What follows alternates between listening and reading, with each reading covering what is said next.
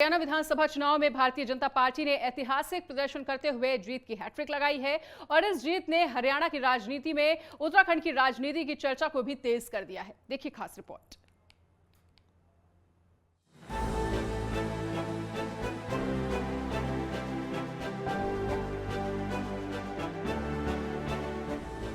हरियाणा विधानसभा चुनाव के परिणाम ने भाजपा को उत्साहित कर दिया है, जबकि कई एग्जिट पोल पार्टी को सत्ता से बाहर दिखा रहे थे। जनादेश ने भाजपा के पक्ष में मोहर लगाई। हरियाणा के चुनाव परिणाम ने भाजपा की बदलती रणनीति को स्पष्ट कर दिया है। चर्चा हो रही है उत्तराखंड विधानसभा चुनाव 2022 की, जहां 6 महीने पहले प्रदेश के नेतृत्व में बदलाव किया गया। सीएम तीरथ सिंह रावत को हटाकर युवा पुष्कर सिंह धामी को प्रदेश की कमान सौंपी गई। उन्होंने समान नागरिक संहिता लागू करने का वादा किया, जिसे पार्टी ने एंटी इनकम्बेंसी फैक्टर को मात दी। परिणाम स्वरूप भाजपा ने 70 में से 47 सीटें जीतकर लगातार दूसरी बार सत्ता में आई। 2017 से 2022 के बीच उत्तराखंड में 3 मुख्यमंत्री बदले गए। पहले त्रिवेंद्र सिंह रावत, फिर तीरथ सिंह रावत और फिर अंततः पुष्कर सिंह धामी। युवा नेतृत्व पर भरोसा दिखाते हुए भाजपा ने एक नई दिशा का संकेत दिया।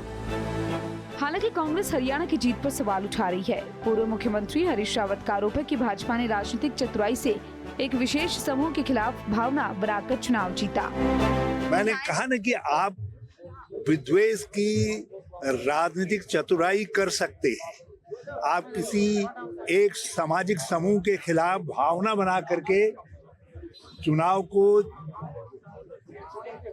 को जीत सकते हैं, लेकिन जो आम भावना थी वो कांग्रेस की जीत की भावना थी और उस भावना को वो भावना लोगों के मन में आज भी है।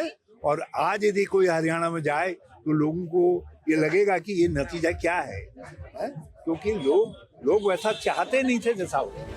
भाजपा भी कांग्रेस की गुटबाजी पर चुटकी लेने में पीछे नहीं रही। भाजपा महिला मोर्चा की राष्ट्रीय महासचिव दीप्ति रावत भारद्वाज ने कहा कि कांग्रेस अपनी पुरानी आदतों से नहीं चूक रही। जब नतीजे उसके पक्ष में नहीं आती तो वह ईवीएम को जिम्मेदार ठहराती है।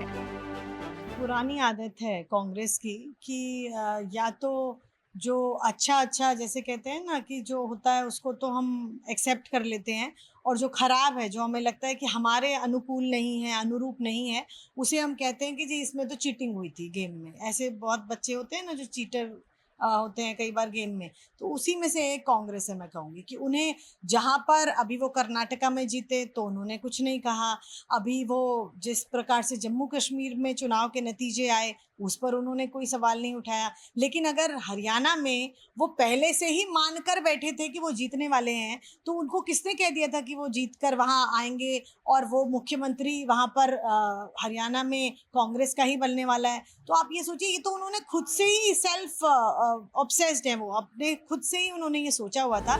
सत्ता पक्ष और विपक्ष के नेता मानते हैं कि नेताओं के बीच तालमेल न होना हार का बड़ा कारण है।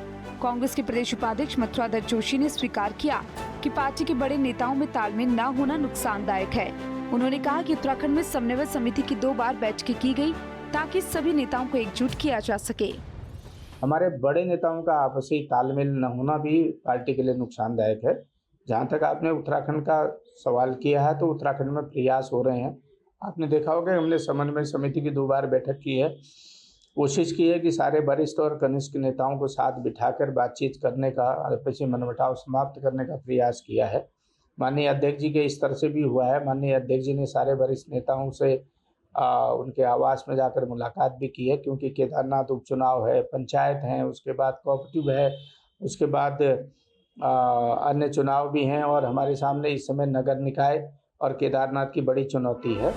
उत्तराखंड हो या फिर हरियाणा, भाजपा ने अपनी रणनीति में से जीत हासिल की, जबकि कांग्रेस की हार का कारण बड़े नेताओं के बीच तालमेल की कमी रहा।